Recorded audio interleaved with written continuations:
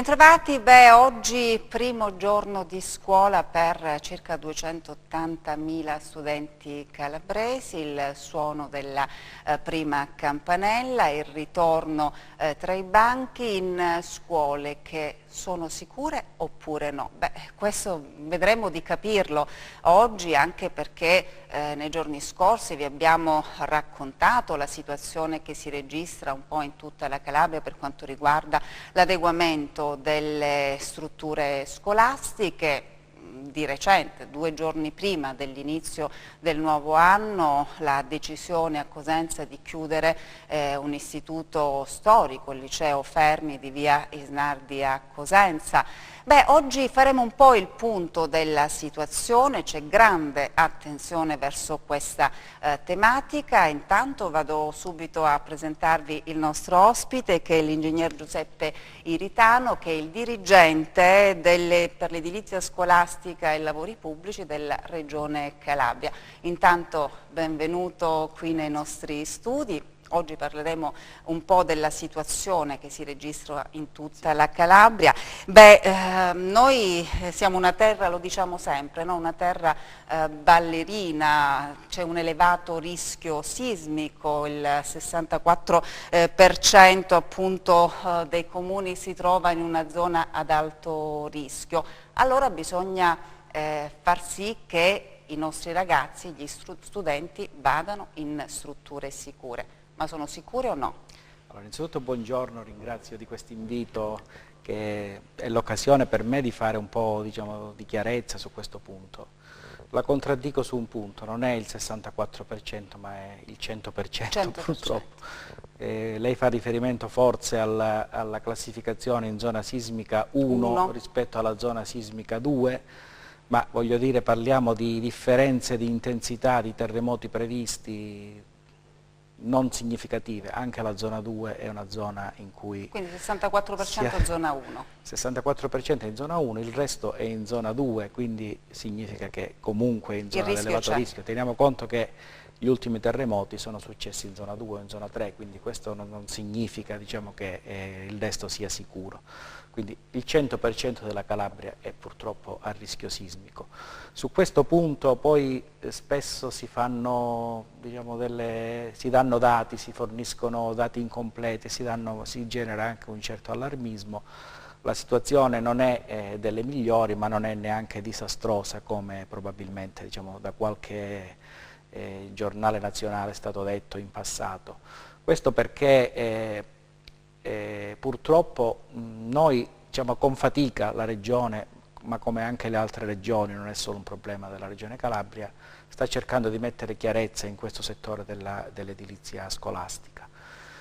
Tenga conto che fino a qualche anno fa non solo la Calabria, ma neanche il Ministero dell'Istruzione, neanche le altre regioni, tranne forse qualcuna che era un poco più attiva, conosceva neanche quante scuole c'erano.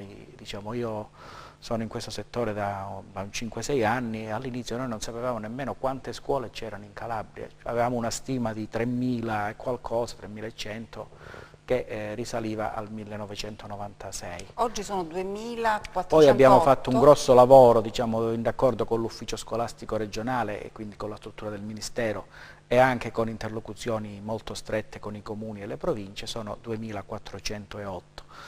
Di queste 2.408 abbiamo fatto uno sforzo notevole cercando di spingere i comuni a darci il dato, perché purtroppo in passato, come anche adesso, ci sono forti finanziamenti molto consistenti sull'edilizia scolastica, ma spesso sono andati a finire in strutture che magari poi non sono più scuole, perché magari il comune lì aveva realizzato per un certo periodo la scuola, poi l'ha spostata, quindi il fatto di non avere neanche il quadro dell'ubicazione fisica degli edifici scolastici ha comportato una dispersione anche delle risorse. Quindi venivano messe a norma delle strutture? Veniva dato magari un finanziamento al comune, finanziava una scuola, dopo 2 anni magari lì la scuola non c'era più, nessuno lo sapeva, non c'era un controllo anche sull'ubicazione fisica degli edifici. Adesso invece... Noi, come un po' tutte le altre regioni, abbiamo popolato l'anagrafe dell'edilizia scolastica, quindi quel dato che le ho dato, 2.400 408 è il totale complessivo.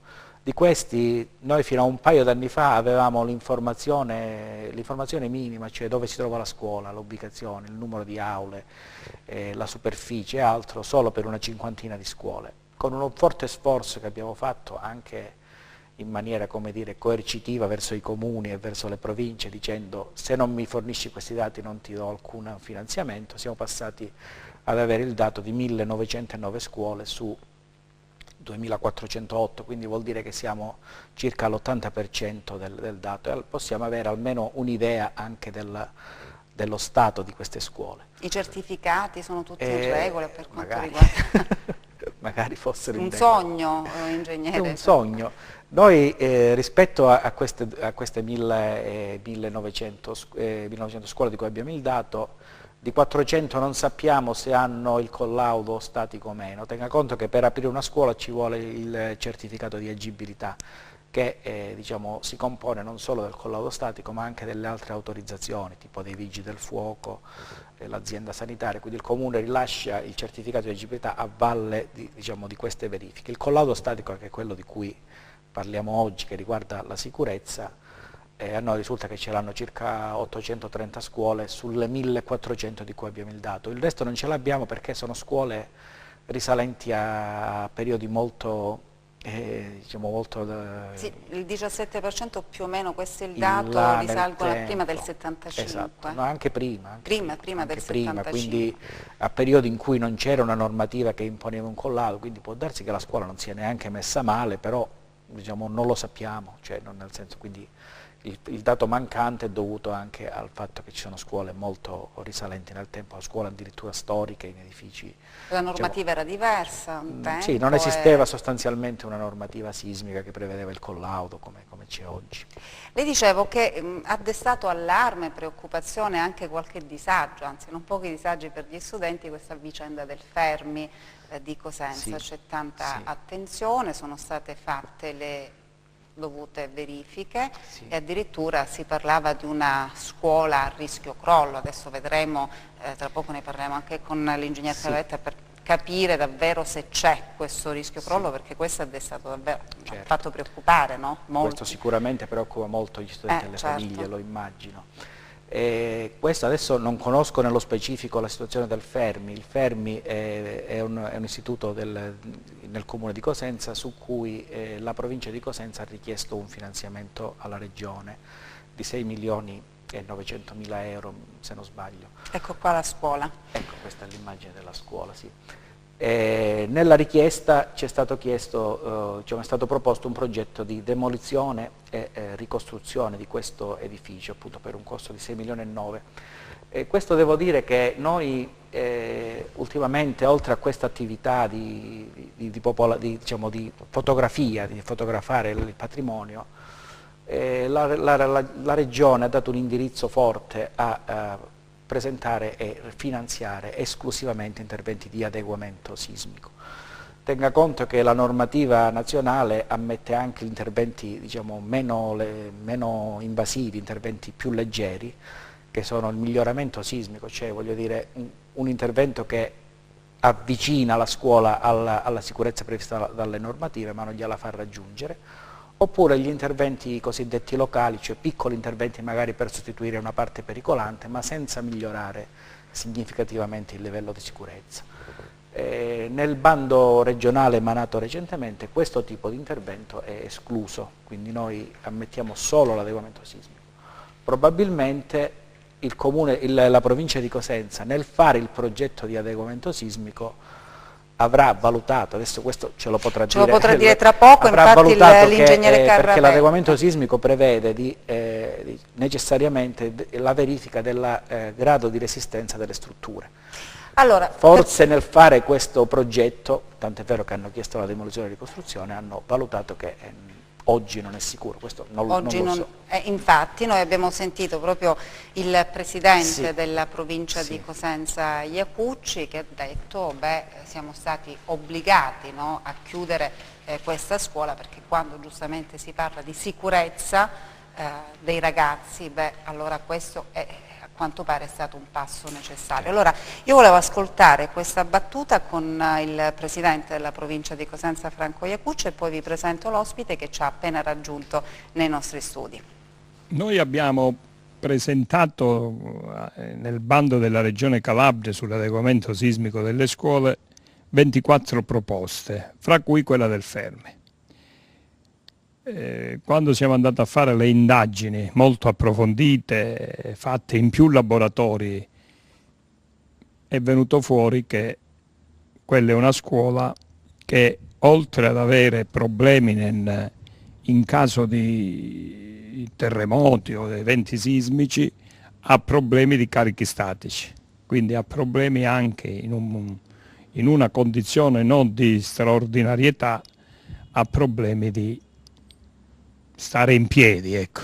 È una scuola che rischia di collassarsi e quindi noi abbiamo deciso con grande senso di responsabilità di togliere i ragazzi, spostare la scuola in 2 plessi sempre vicino alla scuola principale, che è quella di via Molinelli, su Viale Parco, nell'istituto Pezzullo e nell'istituto Monaco.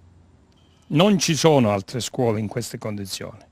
Ci sono scuole nella provincia di Cosenza, la provincia di Cosenza, come voi sapete, è una provincia vasta, ci sono 126 istituti superiori, hanno bisogno alcuni istituti di essere adeguati sismicamente, ma le condizioni che abbiamo trovato al Fermi non esistono in altri istituti. Ecco. Beh, intanto le parole del Presidente Iacucci sono state molto chiare, una scuola davvero a rischio crollo, problemi proprio di staticità della scuola. Noi oggi abbiamo anche uno studente del Fermi che ci ha raggiunto nei nostri studi, oggi primo giorno di scuola, anche per Rodolfo Agnesi, che è il rappresentante degli studenti del Fermi. Oggi non sono mancati i disagi per voi? Assolutamente no, è una scuola che praticamente è divisa in 4 piccole parti. Ci sono 30 classi a Via Molinella, ce ne sono altre a Marraffa, ci sono poi le classi al Pezzullo e poi entreranno dalla prossima settimana anche al Monaco. Quindi non c'è quell'unione che c'era l'anno scorso, che c'era negli anni passati, quell'unione di cui il Fermi ha veramente bisogno. È una comunità studentesca che è praticamente allo stremo, perché non ha un luogo che la identifica, e noi questo vogliamo. Noi vogliamo un luogo che ci identifichi e che sia casa nostra, perché alla fine la scuola per gli studenti è diciamo, la nostra casa. Allora, questo plesso di Via Snardi, abbiamo sentito anche delle parole Iacucci, andrebbe demolito, cioè sì, non ci sono... Ricostruito. Allora ce lo conferma anche l'ingegner Claudio Carravetta, che è il dirigente proprio del settore edilizia scolastica per la provincia di Cosenza. Ingegnere, benvenuto. Intanto proprio lei si è occupato, no, di questi rilievi nell'istituto Fermi di Via Snardi. Sì, buongiorno a tutti. Saluto all'ingegnere Vitano, un saluto anche al giovane studente che è con noi oggi. E noi abbiamo avviato e proseguito quindi nell'azione istituzionale una verifica sulla vulnerabilità degli edifici scolastici, così come ormai avviene da un po' di anni nell'ambito della provincia di Cosenza. E questa volta, in questa novità, siamo arrivati anche ad analizzare e verificare la condizione del liceo Fermi. Il liceo Fermi, dalle analisi sulle condizioni strutturali dell'edificio, ha condotto a dei risultati che sono stati quelli che ormai sono un po' noti a tutti. Noi abbiamo avuto modo di parteciparli sin dalla prima fase, perché noi abbiamo condotto un'analisi sulla struttura correlata da prove che, tra le altre cose, diventavano obbligatorie per verificare il grado di vulnerabilità quindi della struttura stessa. Quindi abbiamo fatto delle prove sulla struttura, con la verifica delle caratteristiche quindi dei materiali e che hanno poi condotto a ritenere la struttura non più compatibile per la funzione che era stata attribuita, cioè quella di ospitare una comunità scolastica. Quindi rischiava davvero chiedo scusa ingegnere, rischia davvero di collassare questo plesso?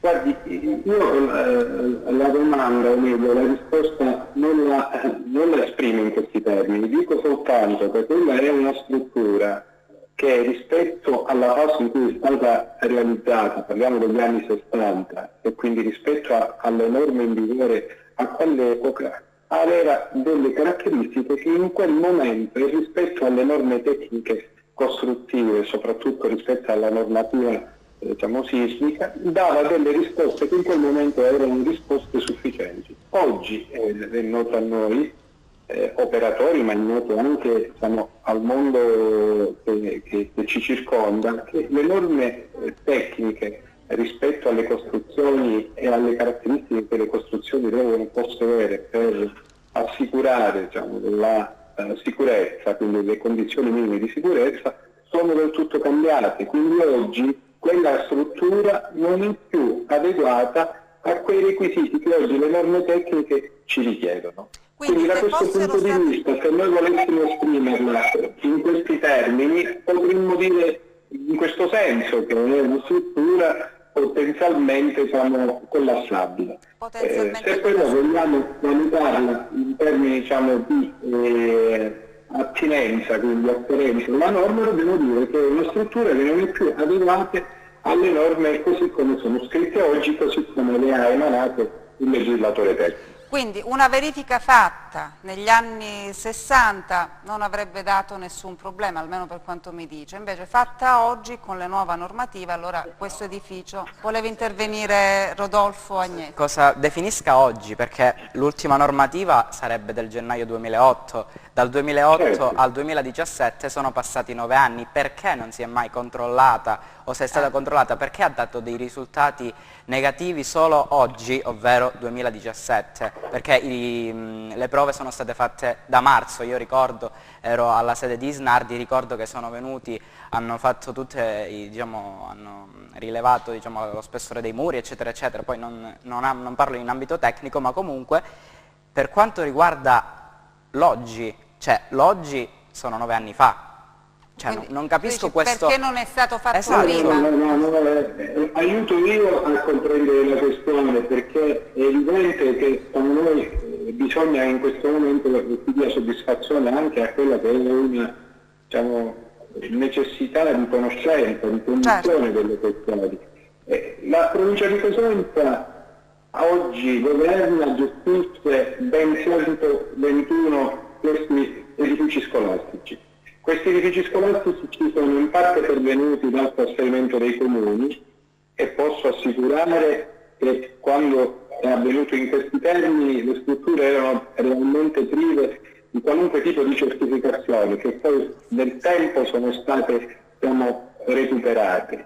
E ci sono altre strutture che sono di nuova edificazione. Voglio dire, la provincia di Cosenza ha costruito negli ultimi 15 anni più o meno una quarantina di edifici, per non dare, non ricordo se sono 44-45 nuove scuole, rispetto alle quali naturalmente c'era tutto un patrimonio che andava verificato. E rispetto anche a quelli che erano i dati derivanti dal censimento della vulnerabilità degli edifici, che è stato realizzato da un gruppo di lavoro costituito da Protezione Civile e CNR, noi avevamo più o meno una gerarchia sulla gravità delle condizioni e comunque sullo stato delle condizioni delle strutture. Alcune erano classificate a bassa vulnerabilità, alcune erano classificate a medio-alta vulnerabilità. Quindi rispetto a queste cose, sulla base di quelli che erano i dati in nostro possesso, noi abbiamo fatto una programmazione della verifica delle condizioni degli edifici. Ingegnere, scusi, la interrompo perché chiedo ai miei colleghi in regia di migliorare l'audio in studio, altrimenti diventa difficile capire le sue parole. Insomma, ci ha spiegato un po' la situazione che c'è in provincia di Cosenza. Non so se voleva intervenire anche l'ingegnere Iritano.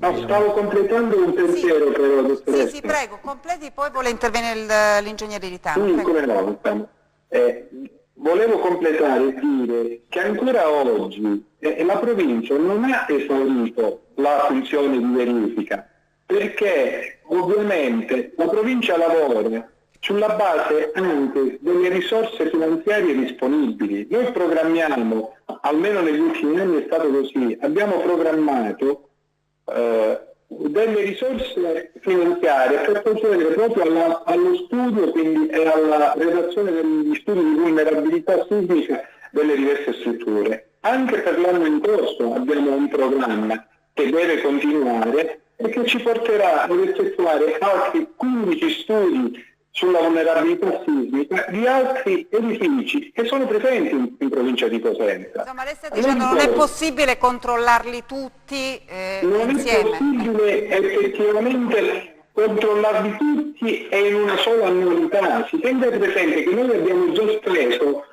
quasi 300.000 euro in questi anni e dico di più, che gli studi di vulnerabilità sismica che noi abbiamo condotto hanno consentito anche di candidare 24 interventi, diciamo, secondo l'ultimo bando a cui faceva riferimento anche l'ingegnere Iritano, per l'adeguamento sismico degli edifici. E voglio dire, questo lo dico purtroppo anche, diciamo, con un pizzico di rammarico, nel senso che anche per la Regione credo che le risorse non siano illimitate e quindi anche lì c'è la necessità di dare delle priorità. Ma penso che la problematica, diciamo, dell'adeguamento degli edifici scolastici, che devono essere tutti adeguati, debba essere affrontata, secondo il mio modesto parere e per la breve esperienza, diciamo, di cui sono portatore, attraverso dei canali di finanziamento certi, che non possono però essere, diciamo, quelli seppur apprezzabili e seppur, come dire, delineanti un modo di procedere nuovo che ci lascia ben sperare, però noi riteniamo che sia più necessario avere risorse certe, affidarle alle singole amministrazioni per poter poi programmare con certezza l'adeguamento di tutte le strutture. Differentemente si verificheranno i casi a cui faceva riferimento l'ingegnere Iritano, quando l'ingegnere Iritano dice: purtroppo negli anni forse abbiamo finanziato degli edifici che poi sono stati destinati ad altro tipo di attività. Questo è vero. Allora il problema qual è? Affidiamo agli enti competenti e responsabili della tenuta e dell'esercizio, diciamo, di queste strutture il compito di stabilire quali devono essere e quali debbano essere gli interventi e affidiamo loro anche le risorse necessarie per poterlo fare. Procedere secondo bandi selettivi o concorsuali che può in qualche modo a volte essere, diciamo, non dico che lo sia in questo caso, non sufficiente o comunque non obiettivo, forse credo che rallenti leggermente quella che potrebbe essere una fase che deve essere percorsa non solo in Calabria ma in tutto il paese con tempi, ritmi e velocità diverse. Allora, facciamo rispondere l'ingegner Iritano perché voleva aggiungere qualcosa. Sì, no, condivido pienamente quello che ha detto l'ingegner Carravetta, perché giustamente Rodolfo, mi pare si chiama, dice perché questo problema viene fuori oggi. Quando, ha ragione, chiedo scusa ingegnere, perché se uno dice che questa struttura, cioè stando a questi dati, le notizie che sono state riportate è a rischio, questi ragazzi dicono ma insomma noi siamo stati in una scuola insicura, certo, allora. Certo. Non hanno... Però guardi, il problema è molto complesso, perché giustamente, come ha detto l'ingegner Carravetta, la valutazione che si fa ha dei costi notevoli, cioè, mi pare che proprio Rodolfo faceva riferimento al fatto che non so se a marzo, febbraio sono venuti dei tecnici a fare dei rilievi dentro la struttura, quindi significa andare dentro l'edificio, prelevare dei campioni, estrarre dei campioni, fare delle prove Questo ha un costo significativo, come ha detto l'ingegner Carravetta, la provincia, che tra l'altro devo dire rispetto alle altre amministrazioni diciamo, sul territorio regionale, devo darle più sensibili, ha partecipato al bando in maniera significativa con progetti fatti bene, tant'è vero che nel fare questi progetti ha fatto le valutazioni previste da normative, è andato sul posto, ha fatto i rilievi e si è accorta che una valutazione di media vulnerabilità, che era una valutazione che c'era su un censimento del 98, fatto in tutta Italia dalla Protezione Civile Nazionale, senza diciamo, su una base statistica, nel senso che si faceva un rilievo, si vedeva diciamo, il tipo di struttura e si valutava più o meno che tipo di vulnerabilità potesse avere, che è una cosa molto più semplice da fare, è stata comunque costosa perché è stata fatta su oltre 10.000 edifici in Calabria, però non dà una valutazione tecnica che può dare una verifica diciamo, sulla qualità del materiale, perché può darsi che uno vede una struttura e gli sembra fatta bene, poi magari il calcestruzzo o la muratura, adesso non so se è una struttura di muratura in calcestruzzo non è buono, diciamo, non è resistente, quindi anche se a vista sembra come dire, buona, quindi da una valutazione era classificata in media vulnerabilità, quando magari si è prelevato, adesso non conosco nello specifico, però magari ci potrà rispondere l'ingegner Carravetta, magari si è visto che il calcestruzzo non era di qualità buona e allora questo supplemento di conoscenza ha fatto sì che decidessero di chiudere. Poi mi pare che nell'intervento di Iacucci ha detto che hanno presentato, mi pare 21 o 24, non ho capito bene, domande, quindi vuol dire che su 24 scuole hanno fatto questa analisi, quindi già hanno, diciamo, hanno un quadro delle scuole. Mi pare che la provincia di Cosenza abbia circa 140 edifici in tutta la provincia, diciamo, le scuole superiori, diciamo, le scuole secondarie. Però una questione riguarda anche le risorse. Io devo No, andare no, voglio pubblicità. dire, no, un secondo solo, vuol dire che avendo fatto la valutazione su 24 e avendo deciso di chiudere, forse solo questo, non lo so, vuol la dire situazione che le altre hanno dei problemi, ma magari non a questo livello, quindi questo studio è servito, poi giustamente magari chi gli viene chiusa la scuola, mi rendo conto che è chiaro, un po', crea un disagio notevole. Un po' di disagi ci sono. Io devo andare in pubblicità. Ingegner Carravetta, rimanga con noi perché torneremo tra poco e continueremo a parlare di questo argomento.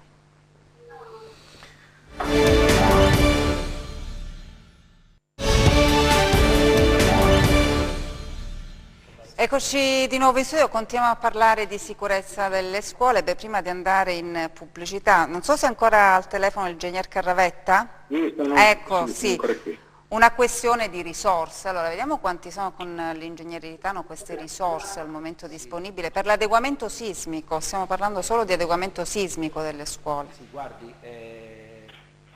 la necessità, già dai dati che abbiamo dato prima si capisce che la necessità in Calabria è enorme, diciamo, di risorse. Se il progetto di questa scuola di cui stiamo parlando, dell'Istituto Fermi, è di 6 milioni e 9, adesso magari questa è una scuola di dimensione anche probabilmente medio-grande, però se la moltiplichiamo per il numero di scuole che abbiamo in Calabria, diciamo, capiamo che le necessità sarebbero elevatissime.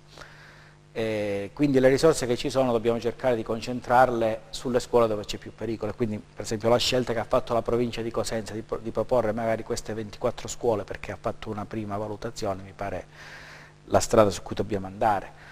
A livello di risorse, giusto do dei dati, insomma noi abbiamo circa, diciamo, tra le risorse già disponibili, che sono 237 milioni di euro già stanziati tra fondi regionali e fondi comunitari, e altri 100-120 circa che dovrebbero arrivare da ulteriori fondi nazionali nel triennio 2018-2020. Noi contiamo di avere un totale di circa quasi 400 milioni di euro destinati solo all'adeguamento sismico di scuole, con cui pensiamo di poter fare tra 450 e 500 interventi, considerando una media, diciamo, di circa 800.000, 1 milione di euro. Poi ovvio ci sono i casi, diciamo, più costosi, ma mediamente magari non c'è questa necessità di risorse. Quindi grosso modo, diciamo, questo è il numero di scuole che pensiamo di poter mettere in sicurezza. Attualmente quelle già in corso sono 200 237 interventi, no scusate, 237 milioni sono circa 280 interventi già finanziati che stanno avviando i lavori. Diciamo, pensiamo ad arrivare a 450 con le risorse ulteriori che arrivano. Allora, tornando al Fermi, ingegner Carravetta, allora il progetto che avevate presentato, insomma, non è andato, è stato respinto, insomma, no? Allora, com'è? No, non è entrato, diciamo, nei primi finanziamenti, ma diciamo è quindi nello scorrimento, potrebbe nello essere scorrimento, quindi c'è, finanziario, ingegner Carravetta? Mi pare di sì, adesso io non... Noi abbiamo dato uno sguardo alla graduatoria provvisoria che ha pubblicato la Regione. In questa prima fase il liceo Fermi mi pare sia collocato al 119° posto. Su questa questione ovviamente noi abbiamo negli ultimi giorni, proprio l'8 settembre, e cioè il giorno successivo alla data in cui noi abbiamo avuto l'ufficialità quindi dell'analisi e quindi dello studio di vulnerabilità sismica, siamo preoccupati anche di proporre una rivisitazione nell'attribuzione dei punteggi che ovviamente la Regione valuterà. Noi abbiamo trasmesso una documentazione a corredo perché diciamo, nella fase preliminare, quando noi abbiamo presentato il progetto che era stato redatto, il progetto definitivo, che era stato redatto sulla base di uno studio di vulnerabilità condotto, ovviamente, diciamo, seppur con tutti i criteri e con tutte diciamo, le attenzioni che il caso richiedeva, era fondato su un livello di conoscenza non del tutto approfondito come è stato l'ultimo che abbiamo trasmesso l'8 settembre. Diciamo, in quella prima fase, pur noi riscontrando già in quel momento, in quella fase, la criticità riguardo alla capacità portante della struttura e soprattutto al comportamento rispetto ai carichi statici, per quanto riguardava l'analisi condotta dal professionista incaricato e le nostre valutazioni era già evidente le difficoltà diciamo, di mantenere in uso in vita quindi quella struttura. Poi noi abbiamo, anche sulla base delle ripercussioni economiche e sociali, abbiamo disposto un approfondimento, diciamo, uno studio ulteriore quindi, diciamo, che ci consentisse di poter trattare in maniera inequivocabile, al di là e al di fuori di ogni aleatorietà, la questione. E sulla base degli approfondimenti effettuati abbiamo confermato diciamo, quelli diciamo, della prima analisi, nei quali già era stato scritto che la struttura presentava diciamo, queste carenze, e abbiamo anche rettificato alcuni parametri che risultano essere più gravosi di come sono stati stimati diciamo, nella fase precedente, perché prima era stata fatta un'analisi con una verifica globale in termini di spostamento e non poi quello che abbiamo fatto dopo non correlata con le verifiche nei singoli elementi. Oggi questo ci consente di dire che il parametro nostro, che purtroppo è un parametro rispetto al quale si attribuisce punteggio, è un parametro totalmente deficitario, cioè alfa uguale a 0.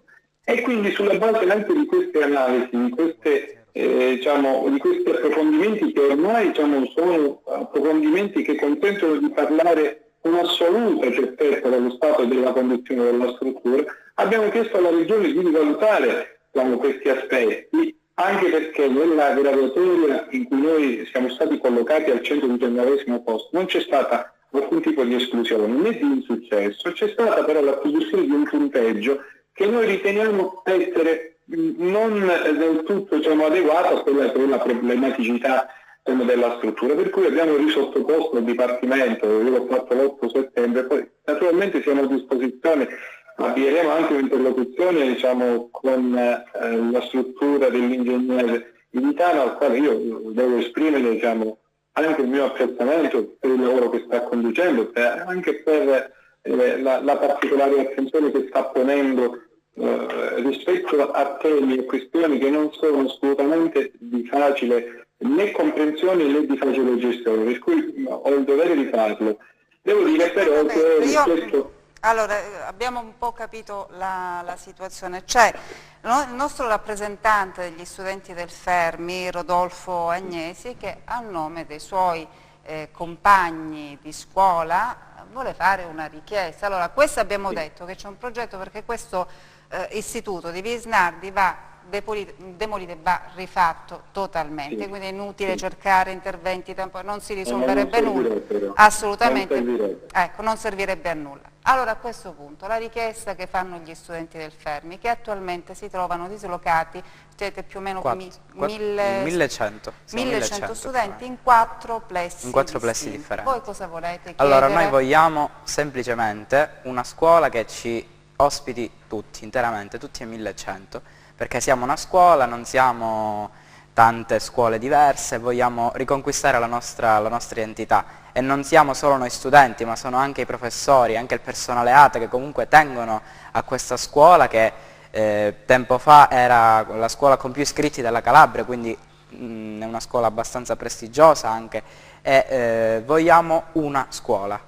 Allora, loro dicono, ingegnere, so che insomma, lei in questo momento parla come dirigente del settore edilizia scolastica della provincia di Cosenza, quindi la richiesta va fatta anche al presidente della provincia di Cosenza e alle altre istituzioni. Nel momento in cui dicono si deve radere a suolo e ricominciare, rifare l'istituto, si può pensare di fare un istituto che possa comprendere tutte le classi? Guardi, dottoressa, le dico questo, la provincia di Cosenza ha circa 35.000 studenti, ha una popolazione studentesca che si aggira intorno, almeno per quella che riguarda la fascia di competenza delle province e quindi della nostra provincia.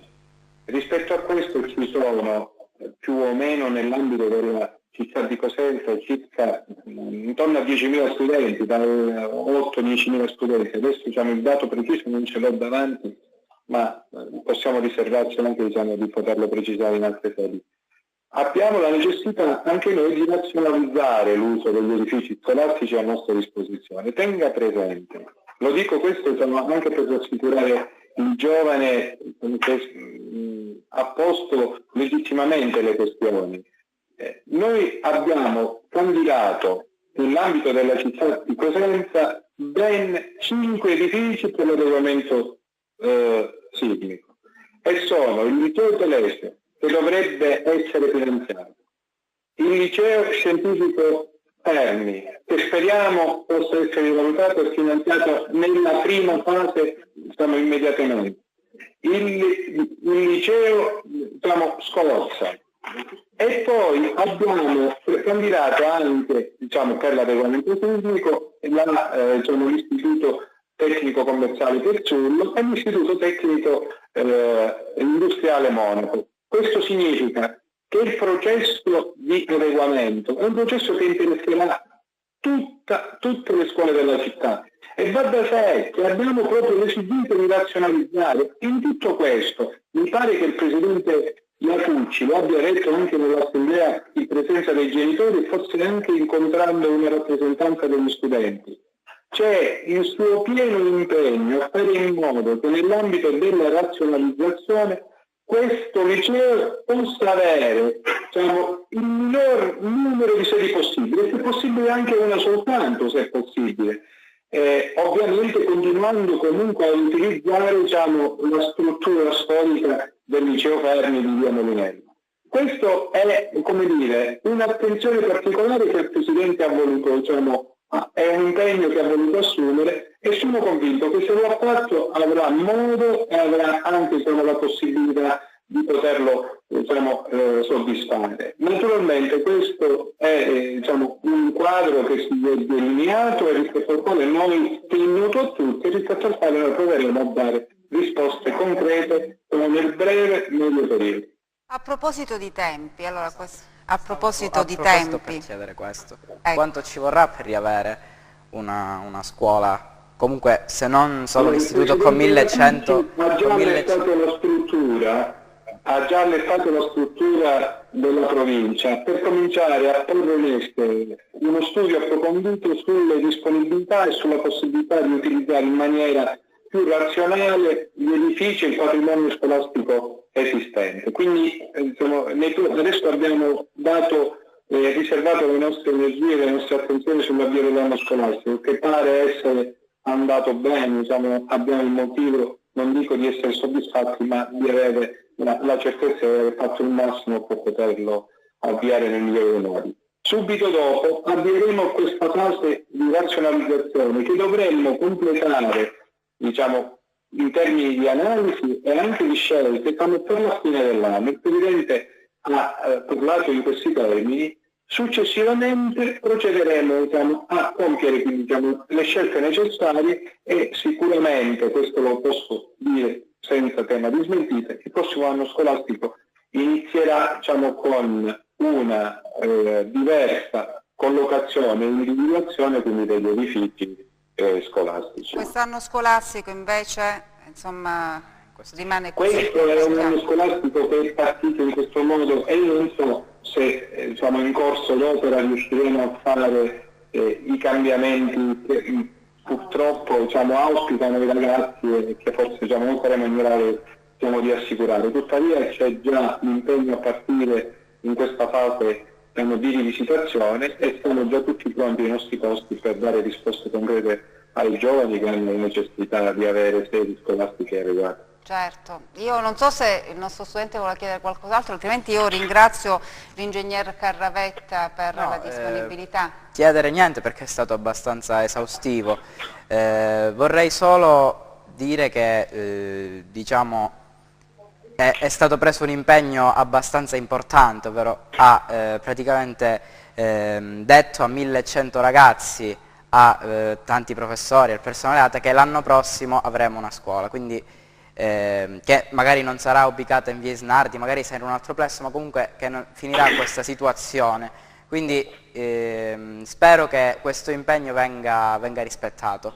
Questo è il mio diciamo, augurio. Grazie all'ingegner Carravetta. Come sempre... Grazie a voi, un saluto. Buona giornata e buon lavoro. Beh, oggi è il primo giorno di scuola, stiamo parlando dei problemi strutturali, no, degli istituti scolastici, abbiamo visto che ancora c'è tanto lavoro da fare. La strada non è semplice, le risorse poi sono quelle che insomma, devono arrivare. Intanto abbiamo in collegamento telefonico anche l'assessore Federica Roccisano. Benvenuta Assessore. C'è la telefonata. Buon pomeriggio. Eccoci Assessore, oggi primo giorno di scuola inizia così, no? Parlando anche dei problemi strutturali perché è chiaro, i nostri ragazzi ce lo sta dimostrando Assessore, questo nostro rappresentante del liceo Fermi, sono molto preparati, vero ingegnere? Sono, davvero le nostre scuole riescono a formare dei giovani e quindi non abbiamo nulla da invidiare alle altre regioni, però Assessore dobbiamo garantire anche la sicurezza di questi giovani. Sì, certo, non c'è dubbio, non so chi è intervenuto prima di me rispetto all'edilizia scolastica, ma il governo nazionale ha fatto un programma proprio a favore dell'edilizia scolastica insieme, concordemente con il Ministro Fedeli e il governo regionale, l'assessore Musmano nello specifico, se ne sta occupando, mentre noi invece cerchiamo di occuparci con l'assessorato alla pubblica istruzione dei contenuti e dei servizi a beneficio dei ragazzi. Certo, noi qui in studio abbiamo l'ingegnere Ritano, quindi che ci sta spiegando un po' Buongiorno Assessore. Buongiorno ingegnere, non la vedevo. No, buongiorno. Stiamo cercando di vedere un po' quali sono le situazioni di rischio e anche i correttivi, no, da porre, perché ci sono delle cose che ingegnere in effetti ancora vanno corrette.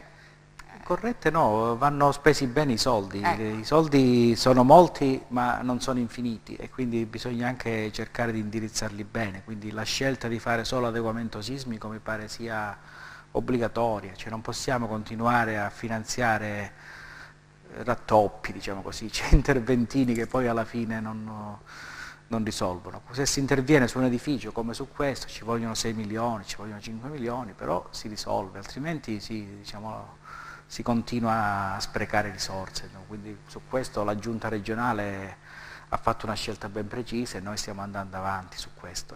Allora, a proposito poi di contenuti, oggi Assessore, primo giorno di scuola, com'è andata in Calabria questo ingresso di 280.000 studenti?